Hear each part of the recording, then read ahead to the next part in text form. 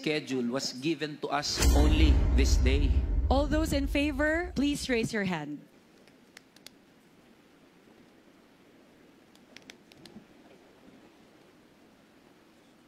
All those against, please raise your hand.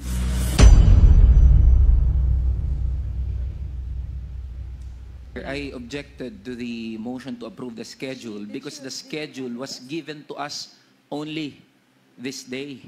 And pertinent documents pertaining to what we are discussing, ngayon lang po binigay.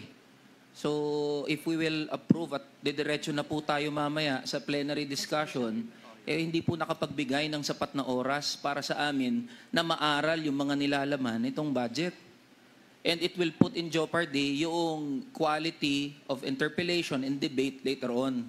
That is why we are asking, sana, na kahit isang araw man lang na mapagbigyan, na ma-move yung schedule. Para nang sa gayon, mapag-aralan din muna namin, kasama na rin ng mga staff namin, kasi utay-utayan din po namin itong mga nilalaman ng budget eh.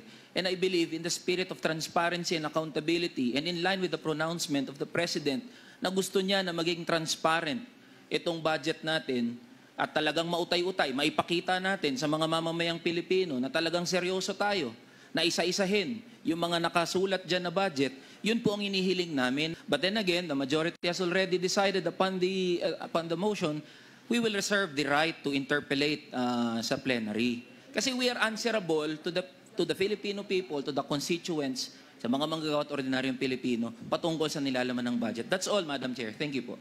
Tara na, kamanggagawa.